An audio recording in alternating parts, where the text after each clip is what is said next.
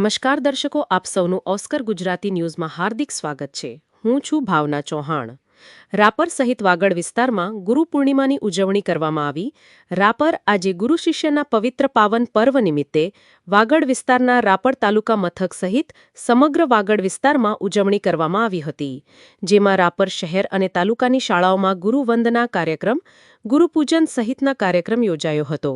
તદુપરાંત રાપર શહેર અને તાલુકા ભાજપ દ્વારા વિવિધ ધાર્મિક સ્થળોએ સંતો મહંતોના અભિવાદન કરી ગુરુપૂજન કર્યું હતું, જેમાં રાપર નગરપાલિકાના પ્રમુખ ચાંદભાઈ ભીંડે, ધારાસભ્યના કાર્યાલય મંત્રી વિનુભાઈ થાનકી, મહામંત્રી મધુભા વાઘેલા, જિલ્લા મંત્રી ઉમેશભાઈ સોની, ભીખુભા સોઢા, યુવા ભાજપ પ્રમુખ યશરાજ ગોર, તાલુકા ભાજપ પ્રમુખ નશાભાઈ દૈયા, મહામંત્રી મહેન્દ્રસિંહ વાઘેલા, કાનજીભાઈ આહિર, નર્મદાબેન સોલંકી, લક્ષ્મીબેન ગોસ્વામી, મનોરમા સોલંકી વગેરે ઉપસ્થિત રહ્યા હતા।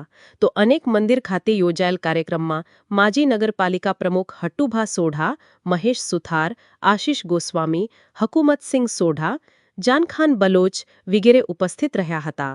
ઉપરાંત રાપર દરિયાસ્થાન મંદિર ખાતે વર્ષોથી ચાલતી પરંપરાગત રીતે ગુરુ પૂર્ણિમાની ઉજવણી કરવામાં આવી હતી, જેમાં કથાનુંનું આયોજન વક્તા દિનેશભાઈ રાવલ મોટી ચિરઈવાળા રહ્યા હતા।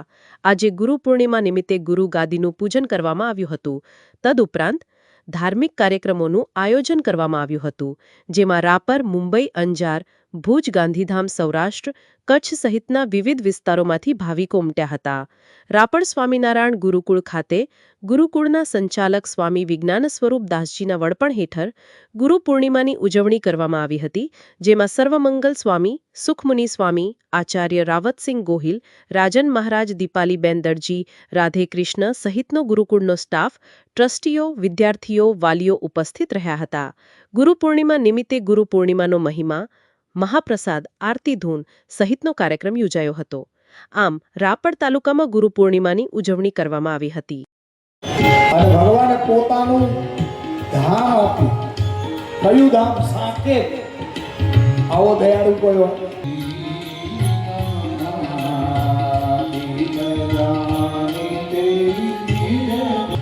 તારકાનો નાશ કરે। આ તારકા કોણ છે?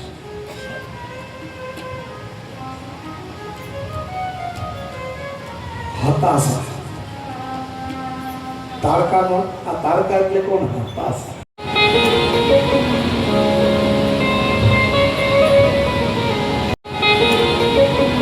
એ રાજાને સમજાવ્યા।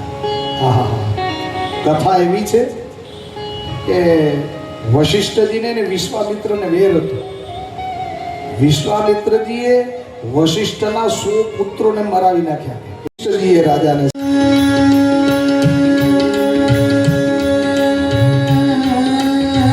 સબસુત પ્રિય મોહિ પ્રાણ,